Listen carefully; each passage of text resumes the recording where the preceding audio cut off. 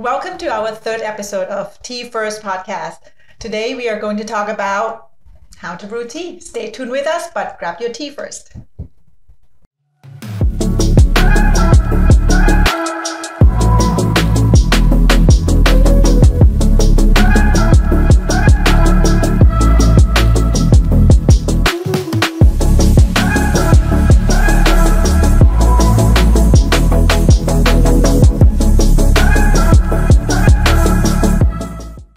Well, here we are, episode 3, and I'm super excited we're doing this. I don't know if the audience can tell, but it's dark outside.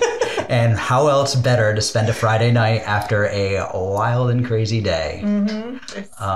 So we got a last minute notice that our producer wasn't able to arrive because of getting a shot and getting some complications and running a fever. I'm sure Noah's going to feel better tomorrow, but we forged and pushed forward. So we brought another high schooler on. So we're getting the honorary AV club, short and stout AV club here, helping us out. So we're pressing forward. So I'm excited because, you know, the tea shop is always started with you and I. And here we are pushing forward regardless of the obstacles that get put in front of us, right? And we always, now this year our kids are growing up to the point that they can work behind the counter and help a lot. So actually that apprentice is our oldest daughter. Boy, did I need to bribe her today. She wanted to do homework instead on a Friday night. Oh no, we'll do it tomorrow instead, right? Although she wants to go to a movie tomorrow. But anyway, look like you tried something new too with your opening. Did I? You did, because we have a little bit of intro, then a little bit of caption, and then the intro. So we'll see how it's, gonna pan out. But hang on, because this is, this is a live thing, right? So I want to know, you got a new equipment too. And I have to say, doing podcasts is something new that I have to learn. Okay. Explain. What are you doing there? I figure I'm a professional now. And I needed to up my game. Why do I not have that thing? I felt like it would intimidate you. Okay. And what does that do? So this is called a cough filter, which doesn't really protect you from coughs. But basically, think of it as, and AV is certainly not my specialty, but you have the foam on the mic that is supposed to stop the kind of like hitting of the microphone, the air hitting your microphone. And now this is another one. Traditionally use nylon, like nylon stockings.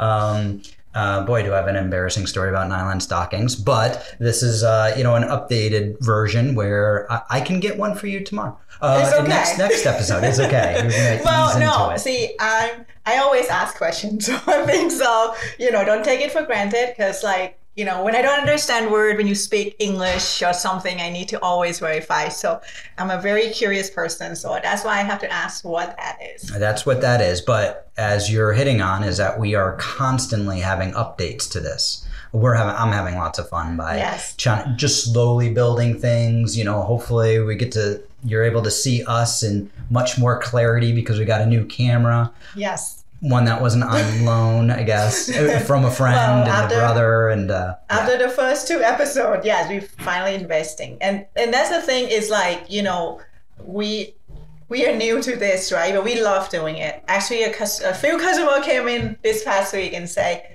I watched your video. And I'm like, really? I'm like, what do you think about it? And it's like, it's great. It's good. It's like, I don't take offended if you tell me that it's terrible because well, I might not be the best actress. I can tell you tea. We're going to talk about how to brew this. I can give you that knowledge, but I'm not a professional actress that I can make it so smooth. My English is not perfect. But, and I'm not tech savvy person. So I'm learning this on the go. And one customer asked me, and she's like, well, do you have fun doing it though? And I said, yes, I do. Even though, I might get commented, oh boy, they're not professional. What are they doing? Why are they should do this, they should do that. But, even us getting into tea business, we just jump into it and we just learn as we go. So for this project to be in the back of your mind for a few years, doing podcasts, doing video, we're not going to wait any longer just to try to learn to perfect it before we put it out. So my point is we're going to learn as we go, right? Yes. Like most things, you said like 5 things that I want to respond to, Okay, and I forgot all of them. But I don't know about you, but I am a trained actor professional. No, I'm just, yeah, see, I couldn't even say that with a straight face. But you hit on, I guess, the most important point of all that was, what is success? And I think what you were talking about success prior to the launch of this new endeavor was the one customer that came in and said, I saw your video on how to whisk matcha and it taught me how to do it and I'm doing it great and I love it. And that's how I get started. And that's really how we're defining success. You know, a lot of people define success, you know, they think it's easy money, right? Mm-hmm. You know, that's usually how you define success in American culture. But this is just a hobby, you know? This is really, this whole thing is just a hobby. And however we can reach more people in helping them with their obsession, because this is an obsession, it's a hobby / obsession, and how we can help people out and reach out to more people. That's really what we're doing here, and that's how I think we define success. And just do for the fun of it. Again, you know, like us starting the Short and Stout is never about the money. At first, it's not about, I don't expect that we're gonna have tons of viewers. It would be great if we do, but I say that from the beginning is like, if I can help one person, I don't expect big. If I can just help 5 people who want to learn about tea, who want to get into tea, don't know where to start, feel uncomfortable to ask questions, because sometimes people feel intimidated, like, oh boy, I don't want to ask questions because I don't want to look stupid or anything. Or the other S word too. Yeah. Tea snob. Tea snob. But, you know, I'm not that type of person. I don't know that thing. A lot of people may know that thing. I'm going to ask what it is. So I never feel afraid to ask questions. So, and how I use that in my own life, I treat people that way. So, you know, there's no wrong questions. You can ask me the most fundamental question of tea, and I will break it down. That in the lower you understand. That's probably my early childhood background, because I'm used to teaching small kids. I remember one year I had to do the student teaching where, you know, and I had to pick a topic. I was working with a 3-year-old, you know, his start. And then I started to describe like, look, the snow is falling, because I want to do snow, right? The snow is falling. You know how it's white, you know how. And then the teacher grabbed me on the side and she said, you talk as if these kids know about the snow forever. They're just 3-year-old Joyce, and they probably have their first memory of snow now. Like you can't expect to say something that you can't say something that you expect that people would understand on your level. So being a good teacher is to break things down on a level that they can understand, and don't be afraid, you know, to answer things that you think they should know, because the reality is no one knows everything. Right. No one knows everything, and to have that the willingness to learn more is the most important thing. You know, your curiosity, and able to see things from a different perspective. Even if it is something that you're familiar with, somebody might approach that, like tea, from a different perspective. So to learn and engage with them from a different perspective is powerful. But you also, again, I don't know. Like, I don't like to be the guy to toot his own horn, but I'm going to do it. You usually come with me with, this is what's going on. I can't believe it. And you like it how I say, what's the problem? You know, let's fix the problem, rather than, and that's where we are in this conversation here, is getting to a particular point and moving past it, rather than all the fluff around it. So with that, we're here to talk about tea. We do, and we skip like, what are you drinking? We didn't talk about tea first today, but that's just, you know, things that's going on in the reality in our lives. And as we said from episode 1, is like, we drink tea first, and then we can see how the tea will take us to the next topic of things, how we live our life with tea. And today, yes, we are going to be talking about how to brew tea. So we get off the topic a little bit. So what tea are you drinking? Oh, you point to me. I pointed to you because I have a story with mine, but you go ahead. What are you drinking? I go easy today because the time right now is dark. It's not like when we record in the morning. So I can't do caffeine anymore. I already had my matcha. So this is chamomile citrus, and I need something that soothes me for the day like this. It's Friday. There's a lot of craziness happening. Earlier today, got a lot of news that I don't like to hear. Or it's not like terrible news, but But from multiple channels, like all different things, just it was bad news all day long. Nothing bad. Nothing bad. It's okay. Challenges. But it's just thing that I have to think about, thing that I have to take a deep breath and say, how am I gonna deal with this? But we got some, it's okay. We're gonna get through it. So I need chamomile citrus today to soothe my soul. So I used to work for our police department, and there was a deputy chief who was like, going on a rage, and the chief was like, quick, somebody give him some chamomile tea. But it is because it is, relaxing. And I just kind of chuckled about that one way back when. But so I am drinking vanilla chai, rooibos. So also caffeine free. You also have an interesting story when it comes to caffeine and matcha. We have some theories on with that, but we're going straight caffeine free Tisanes. And there's the quick story that I wanted to talk about. We've already talked about what is success, but when I was pouring this, I was thinking about our great relationship with 9-Pin. So our great relationship with 9-Pin, that's where we were last week. And when we had a can release for our Earl Grey cider, we were really excited to be a part of that can release. We tabled, you baked Earl Grey scones, Earl Grey cookies, and Earl Grey macarons. And we sold out. I mean, at first we were like, didn't make that macarons though. No, you didn't make the macarons. But yeah, like such is life, such is success.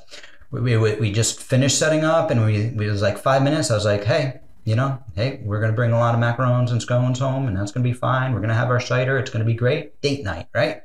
And then all of a sudden, people started coming out. We saw a lot of our customers that, both, are here at Short and Stout and are diehard 9-Pin fans. And I just felt like, good relationship that we have with 9-Pin, and some great things coming down the road too, that are going to be some big blockbusters too. Yeah. So can't wait for that. So there's to my vanilla chai. Here's your vanilla chai. Here's my chamomile. Okay. So I know we go off the topic for a while now. So why don't we take a little break, and we'll come back fresh how to brew tea.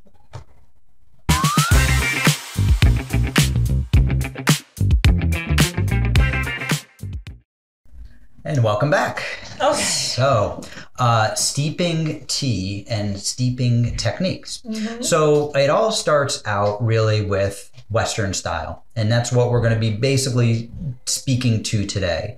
It's kind of a one and done style where you're steeping a tea, whether it be green tea. We'll start out with green tea. You're steeping that, and you're throwing it out. After that, it's just a one and done. There's a lot of different styles where you can re-steep, and there's also the tea bag style, which is leaving the tea bag in forever after it comes out of the microwave.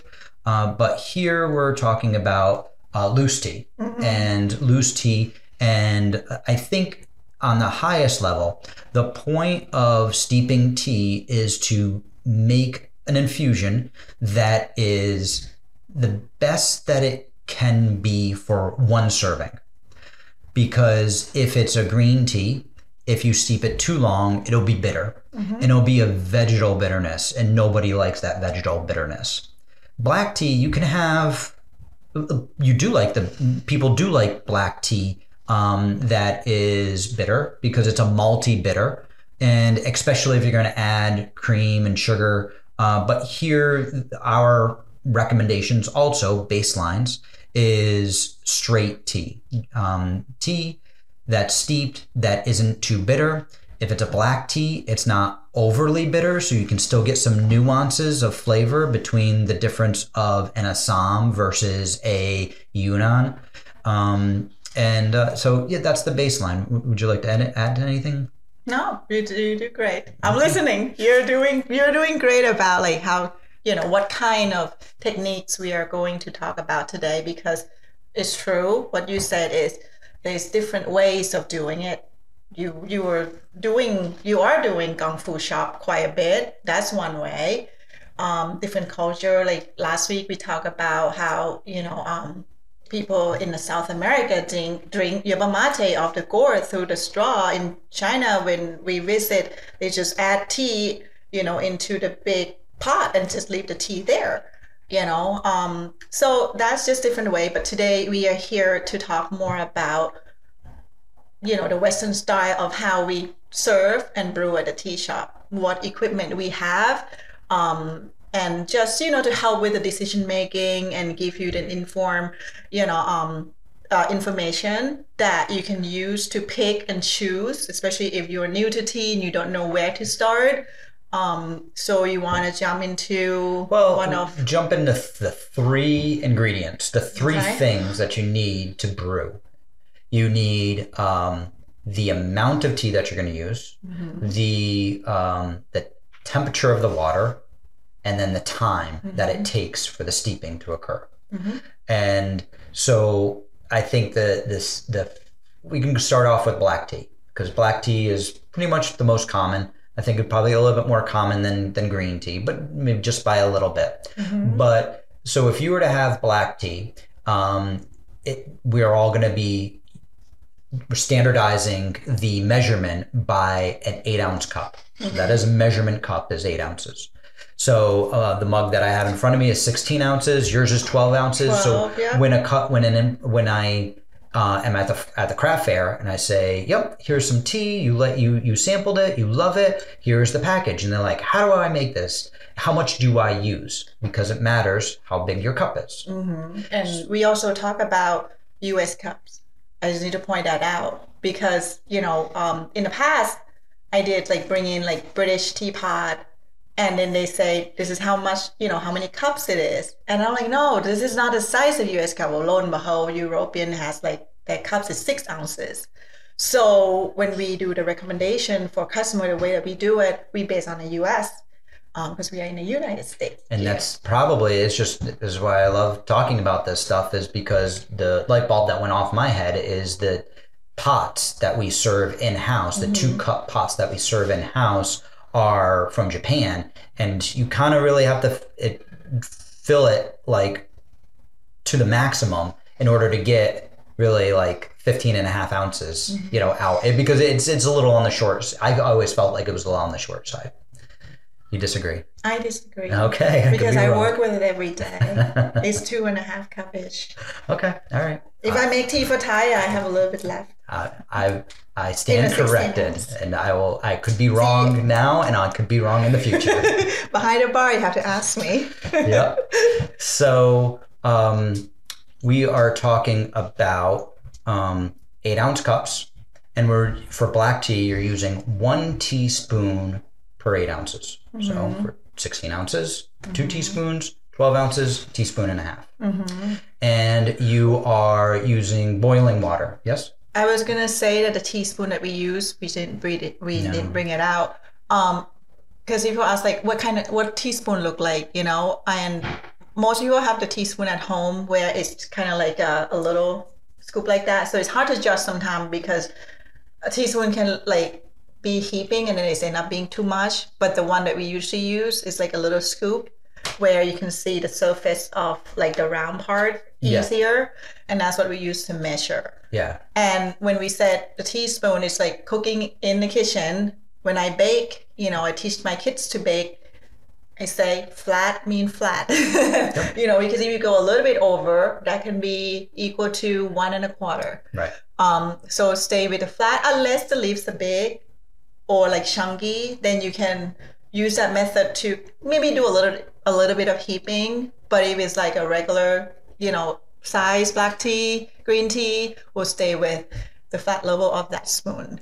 Right. And this is just a baseline, as if you've never tried black tea before, loose black tea before, and this would be a good starting point. But if you've had this 10 times, you bought 3.5 ounces, you tried it 10 times, and you're like, I want to experiment a little bit and add a little bit more tea, there's nothing wrong with that. It's just, this is what we do behind the bar for consistency's sake. Right. Just a way to train the staff Yep. and all that. It's easier to just say, keep it flat. Because if I say teaspoon and leave it vague like that, some staff might do heaping, some staff might do under. Yep. So the way that I train everyone to make it the same way is look at, keep it standard, the way that way all 15 of us can do it the same way. Yep.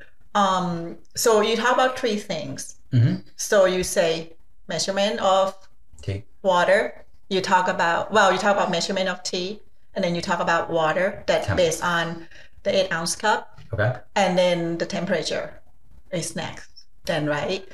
So yes. What do you suggest? So what tends to work out best, what's the rule of thumb, is that you can use boiling water for black tea. Black tea is oxidized, as we learned in the first episode, which I tell you, hopefully our quality and our smoothness is a little bit better here in the third episode than our first episode. We might have to re-record that one of these days and revisit it just to freshen it up. But we are using boiling water for black tea, and we're using 1 teaspoon per 8 ounces. Now, I'll let you get into, we're going to continue with black tea, right? So then time would be next, right? So we got 1 teaspoon, 8 ounces, boiling water, and we're steeping that for, for a flavored tea, and really any tea, black tea, 5 minutes. 5 minutes. Personally, I like my black tea straight, and I like it more roasty as opposed to astringent bitter. So I steep mine 4 minutes if I were to have it Western style. And that's what we usually tell our customer too. In the back of each bags that we sell, there's a chart of the time range. I like to give people the range of time, like 3 to 5, 2 to 3, 4 to 5, because again, as you said, it's personal preference. If you like the tea stronger, you can leave it on a longer side. If you don't like it too strong, then you can cut down a minute also. So a range is, something that I tell people that they can play with it. But yeah. Just a rule of thumb too that I've come across in our search for authentic traditional straight tea is that they actually give the amount not in teaspoons but in grams. And so, especially in Gong Fu, because the pots are measured in milliliters and they vary between 100 milliliters, 120, 150. So a teaspoon just doesn't do a good job as a consistent measure. So the grams, rule of thumb, 2 grams to a teaspoon. That's typically 2.5 grams. Generally speaking, for the regular tea though, because if you do like a fruity blends or something that have heavier, chunky ginger roots or candied pineapple of the fruity blends, it's going to be hard to keep the gram. That's why here we just use the teaspoon to measure. And technically, like in everyday's life of people at home, I know you have your scale at home when you do certain tea. Me living busy lifestyle, always not run out, I cook, I clean, I have so many things going on. The faster the better, the simpler the better for me. So easier for me to just like grab a spoon, measure, and then move on to the next level. So because consistency is the most important part, and if that's what you're consistently doing, perfect. Right. But then the water temperature, I know you talk about black tea, but and that's one. Should we touch on that right now in terms of the temperature of water, or for black tea, or we're switching tea types? Well, you can do black tea. Okay. So, am I getting in depth of what the temperature of water does to tea Yeah, in the infusion let's do process? that. I thought that's the direction you're gonna go No. because we talked from the first week. We have white tea, green tea, oolong, black tea, and then the tisane, Right. which is not in the tea family. So black, green, oolong. Wait, black, green, oolong. No, white, green, oolong, black, and then the tisane. Right. So there's a different of water that we use. At Short and Stout, we have 2 units of the water going at all time, where one is set at 170 and another one is set at 200, 202, 205. Why is that? So, the reason being is that green tea actually, since it can get so bitter, in a vegetal bitterness that's not fun and attractive and appealing, we want to minimize that happening. So we steep still same amount, 1 teaspoon per 8 ounces. We're decreasing the time to 3 minutes, and we're decreasing the temperature to about 180. A lot of customers say, well, how do I know what 180 is? Do I need a thermometer? And there's a rule of thumb in guesstimating where 180 is, right? 180, 185? 170. You think it's 175? 75. We did like the thermometer long ago just to measure. So again, back to if you want a cup of tea and you just want to do something quick that you can do in autopilot, like without having to measure anything, like how can you do it and tell? So me being a cook, at home and try to stay with it all the time, and we experiment with this with thermometer, and I do find that when you boil the water on a stove and you see a little pebble, you call it pebbles? Fish eyes. Little thing, that's formed on Little a pan, on a pot, and then you see, it starts sizzling out, and then you hear, you do that better than me. Yes. So along that lines is a watch pot. It's true. A watch pot never boils. So you have to use your ears rather than looking, right? Right. And so that's what I tend to do. And yeah, it just does make, some people call it a pre-boil sound, which is a Okay, I can't do that.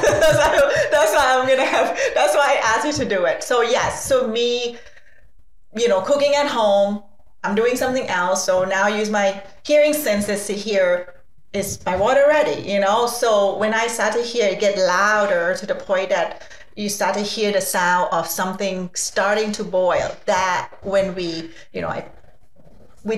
actually taste it, and that's around kind of like a pre-boil, that is good to make, green tea and white tea with. And as you said earlier, because the tannin, right? So the hot water, once it go to boil, it draw out more tannin and it makes things bitter. Right. That's the technical aspect that I can speak to a little bit, and just a little bit. But we actually at the tea lounge had a tea lab series where we were testing these types of things. We overboiled water and try to get all the oxygen out of it and have that, because another rule of thumb is not to reuse water that's boiled. Don't waste the water, as the bottom line. It's not going to make that big of a difference. But because we tested that. And I remember there was some RPI students there, and some were even doing equations while I was talking about it. So this is verified by them. I assume they passed with a degree.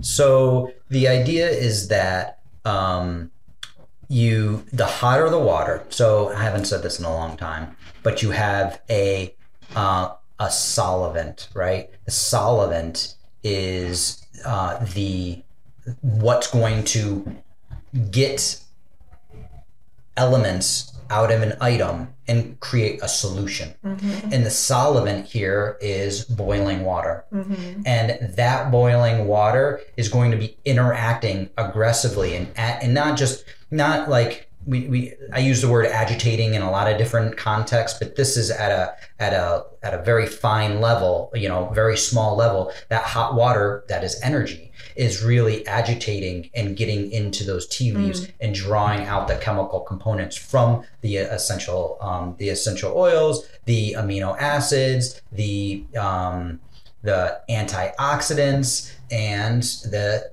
tannins that you were talking about. Big connection between the tannins is actually the caffeine, which are all the bitterness components. So what happens is the hotter the water, the more aggressive and abrasive that water is to the plant material, scraping all that off and making it into the solution. So if you did a cold brew on the complete other end of the spectrum, you're not going to steep it for 5 minutes, right? You're steeping it. What we recommend is a cold brew would be steeped for 6-8 hours in the refrigerator. And that water just slowly massages off of those tea leaves and then creates an infusion that's much more milder and not bitter because it didn't pull off those heavy molecules of caffeine and tannins. So I'm going to get back on a cold brew a little bit just to make sure that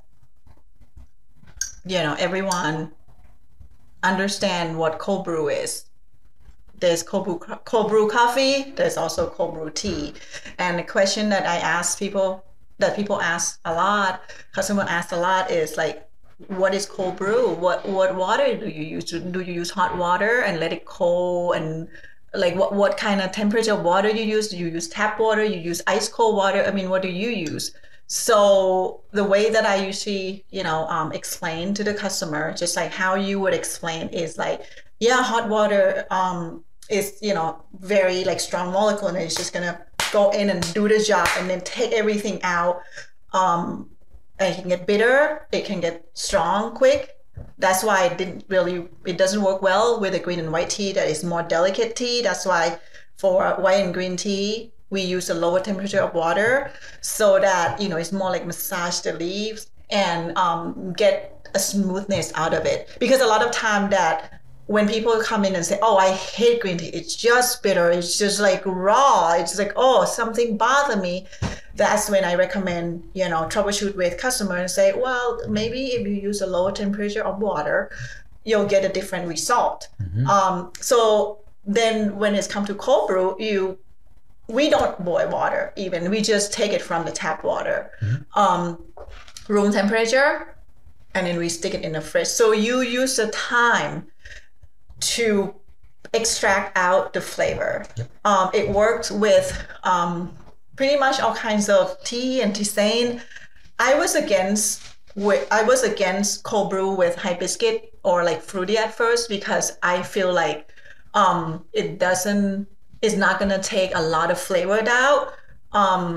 Although some employees in the past try with hibiscus and the next day maybe it would take longer than tea leaves, but eventually it would come out. I don't mind it. I don't have a great experience with black tea because if I drink black tea, I expect it to be strong and full body. And cold brew is good, especially if you want something light and not like astringent. But when let's say I brew Darjeeling, right, or some Assam, that I would expect that Assam black tea would be bold and strong.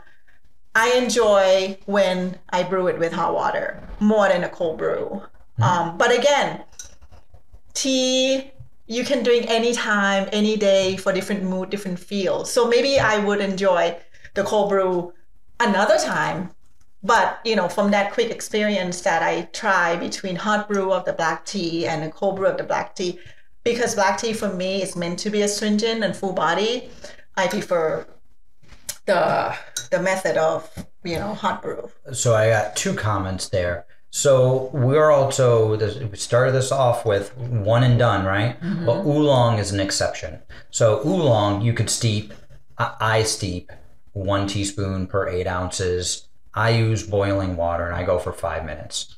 Oolong, as we know, is a cross between a green and a black. So it doesn't have the bitterness on either side, really. It's more nutty and buttery. But what happens is that a lot of oolongs like Ti Quan Yin, Four Seasons, go down, most oolongs are tight balls.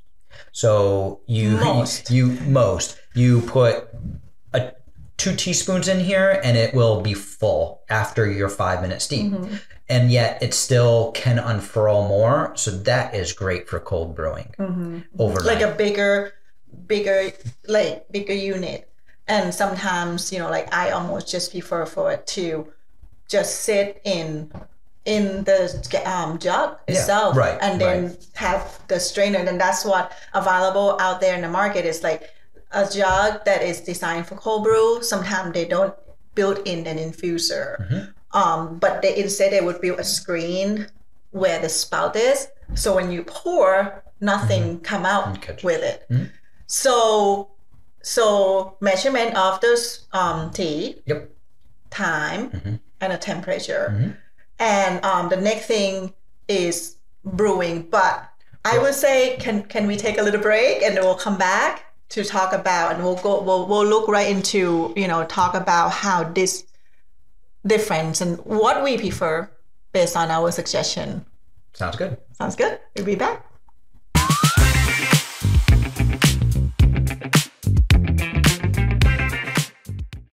Thanks for joining us again. And we're here in, just to summarize what we were just talking about was, the amounts of tea that you're using for all the different kinds of tea types. So in summary, we have black tea that you're using 1 teaspoon per 8 ounces, boiling water for 5 minutes. Green tea, you're using 1 teaspoon per 8 ounces, 170 degree water for 3 minutes only. And then I mentioned briefly about oolongs, 1 teaspoon per 8 ounces, boiling water for 5 minutes. But then there's white tea. Again, I'm jumping back and forth through all these, sorry. But white tea is a little bit different. So white tea is just the sprout, just the bud of the tea leaf. And it has a down on it. That's why white tea gets its name from the white down, because it's, again, all tea from the same tea plant.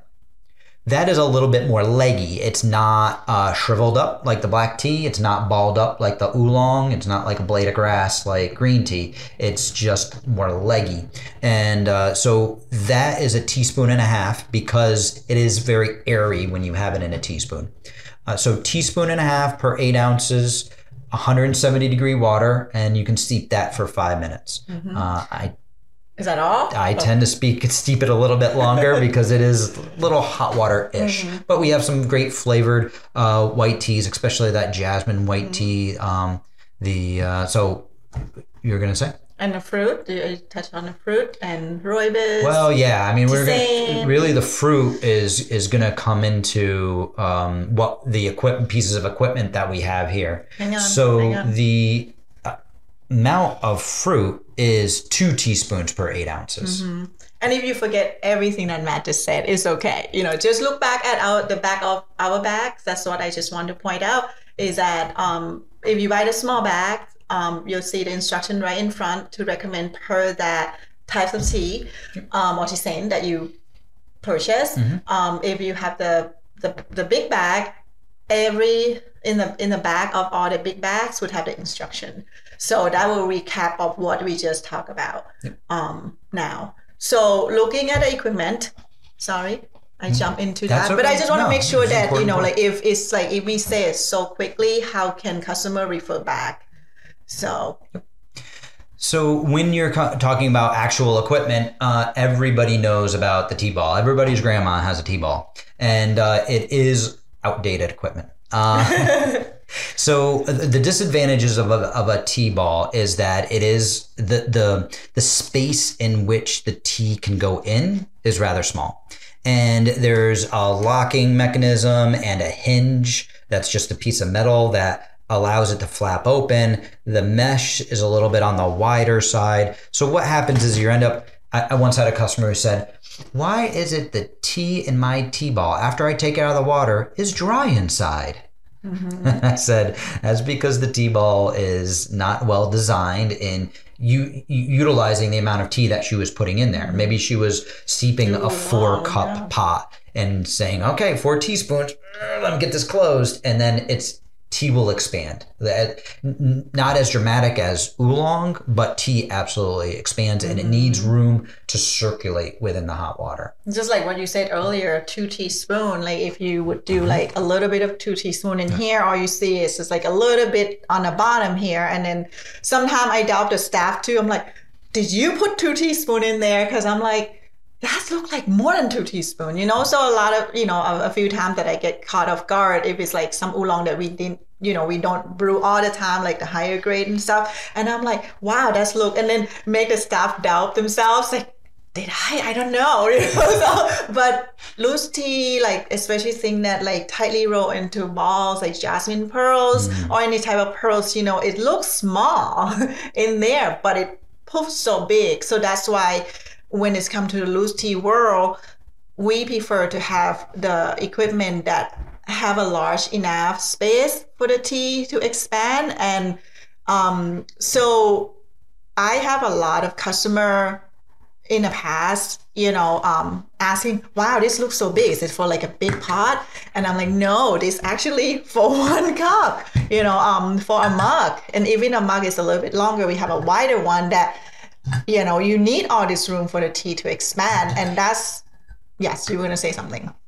You need that room for the tea to expand. But I guess where I'm shrugging my shoulders is that the size of the infuser doesn't matter. It doesn't, the bigger the better, actually. It does matter. Size does matter when it comes to an infuser, and the bigger the better. If there was an infuser that lined this cup, or better yet, the best infuser is what they would do with chai. They would, they want the strongest infusion that they can get, where they're putting the tea in the boiling water for the 15 minutes or whatever, and then they're pouring it out. Now, that's full infusion. That's the best way to get a full infusion, and especially when it's still on the heating element, that it's making it circulate within the hot water. But that's best not for the tea leaves though, because it's too delicate to do that. I would only do that when it's come to chai from the roots of ginger bark. So sometimes you need like that boiling water. My point is solely on infusion, not. My point is solely on the best way to get an infusion and get the strongest solution, which again, we're not doing when we're trying to get the most flavorful cup. So the bigger the infuser, the better, because it's going to circulate within the hot water, and convenience is the most important factor too. We've talked about how weighing it is probably better than a teaspoon, but teaspoon is much more practical. This infuser isn't pretty, but it is, the brewing basket is very efficient in doing what it needs to do. Drop it in your cup, add your tea, add your hot water, a lid to keep everything at that same temperature as long as possible, 3 to 5 minutes. The top becomes a bottom like a coaster, take that out, and then here's your cup. As you can probably tell, a lot of people think that, oh, this is for the Keurig, right? Only because they see the copper wire mesh, the fine copper wire mesh. But no, this is an infuser for a cup. And then one of my favorite pieces of equipment, I fell in love with this when we opened up the tea lounge, was the gravity tea maker. So this is also a great way to have a full infusion. Would you like me to go through on how this one works? You can go through it, but you skip the tea ball a little bit. So people might ask, so if you don't recommend it, why do I sell this in the store? And I have a story for that. Okay, when we first opened the tea shop for 2 years, I put my foot down and said, I'm not selling any tea ball. No, it's not an effective, equipment to brew tea. And we only sell these guys because we tested out, actually we were recommended by the tea shop owner that taught us to become a tea drinker. And we found that this is the best tool that we use.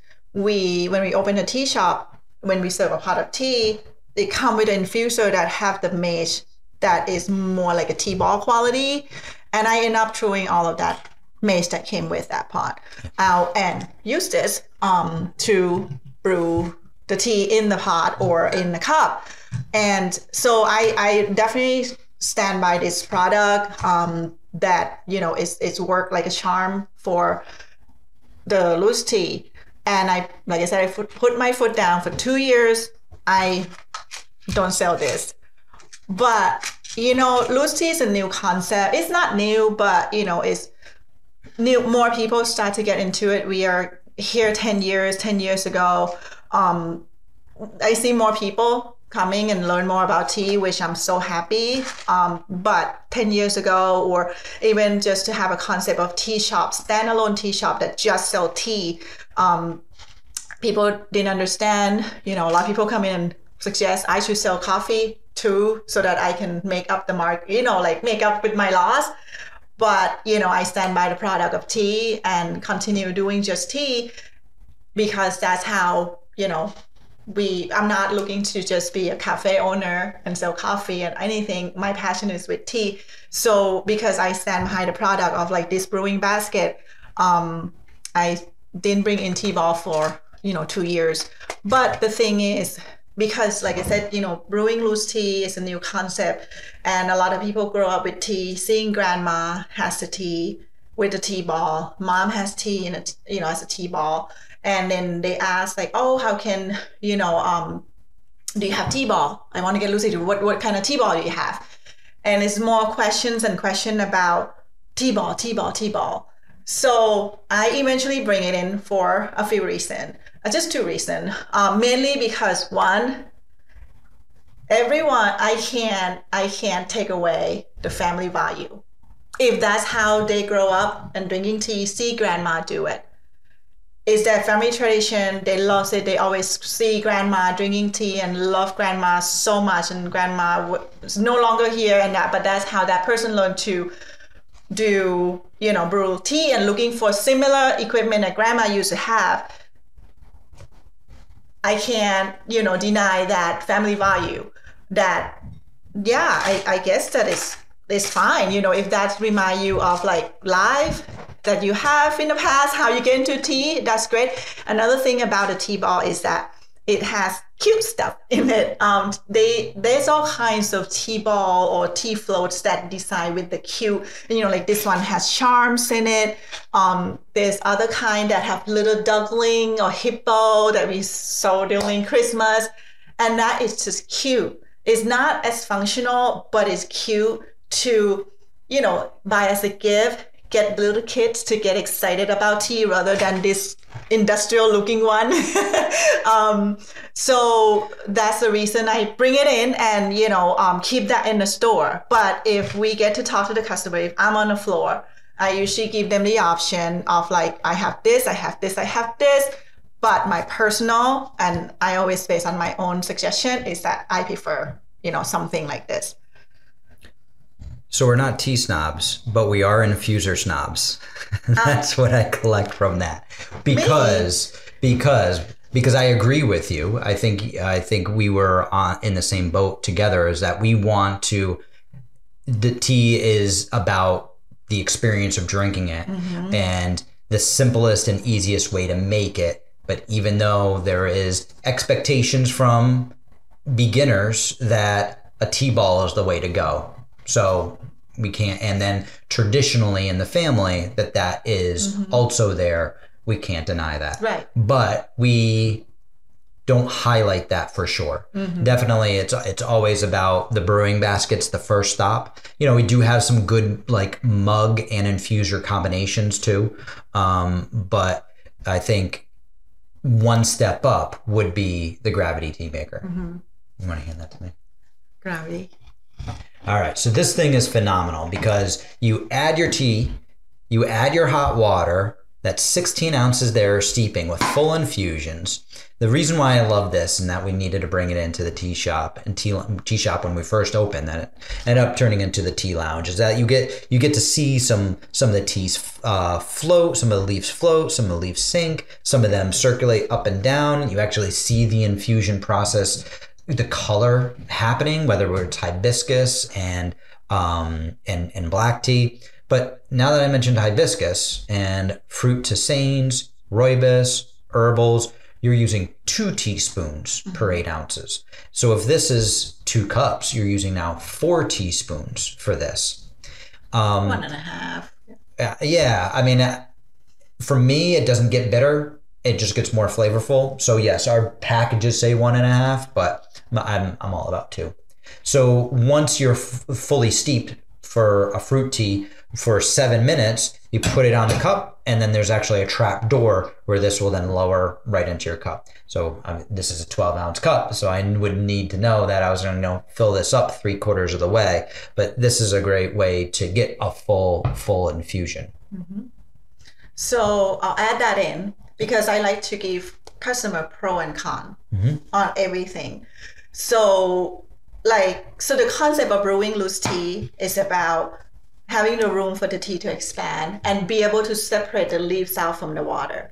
Because as long as the tea leaves are interact with the water, it will continue releasing the flavor, right? And when you talk about rooibos or tisane, it doesn't get bitter on you. So the longer it's fine. You can keep it like 5-7 minutes or even 10 minutes, But when it's come to like white green oolong, it's gonna continue releasing the tannin and the bitterness will come more. So the concept of brewing loose tea is about being able to separate the leaves from the water or stop the brewing.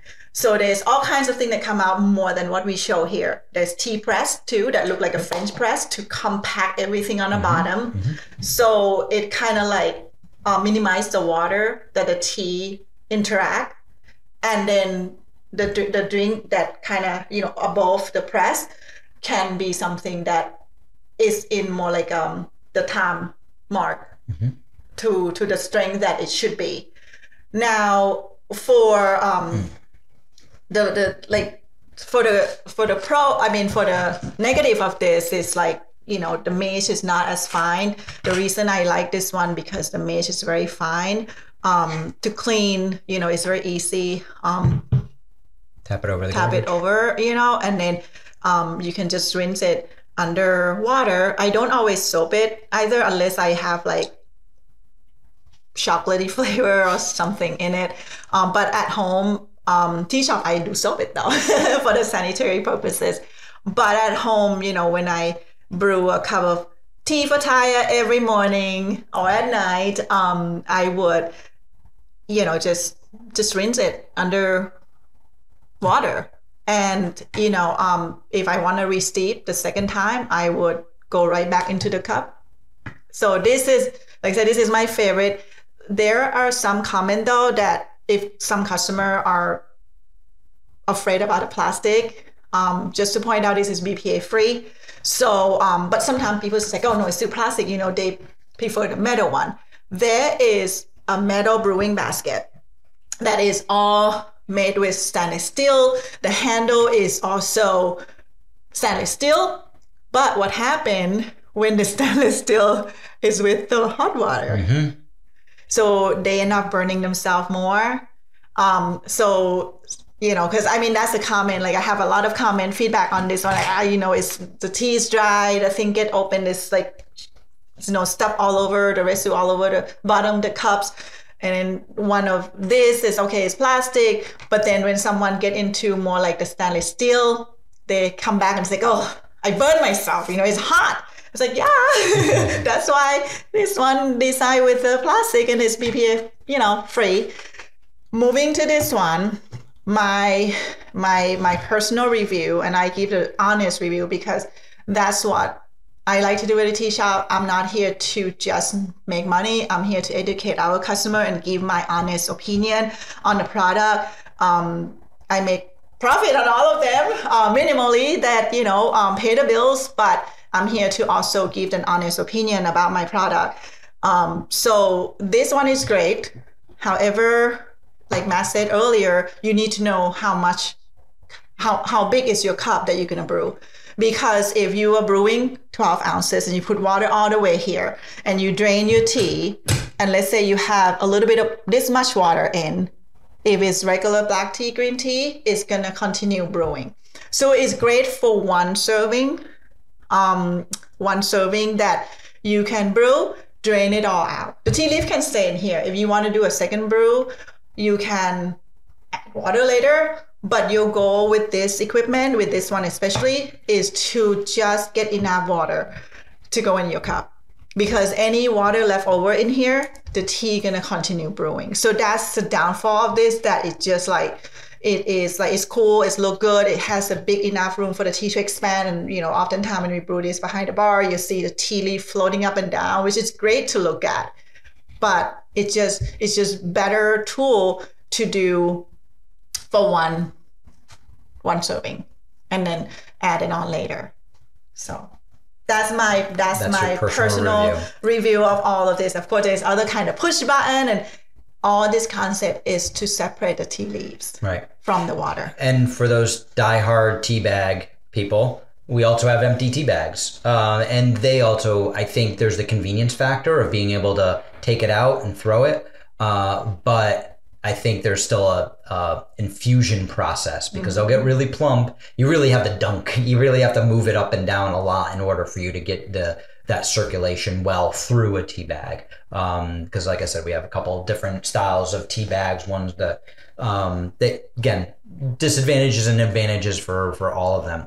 But one thing about the steeping teas that we really need to talk about in this episode is iced tea. And there is an instant iced tea. We talked about cold brew, we talked about hot brew, but iced tea is there's a particular technique for that. So I'm going to use this gravity tea maker here as an example, and I'm going to use this cup as 12 ounces as the example. So I'll jump in though. This is actually my favorite one for iced tea. This is hard because if you brewed it in a cup, how are you going to pour it? It's that's why I chose this one. All right, we chose this one. So, and this is what we use behind the counter daily to brew the tea and do ice especially.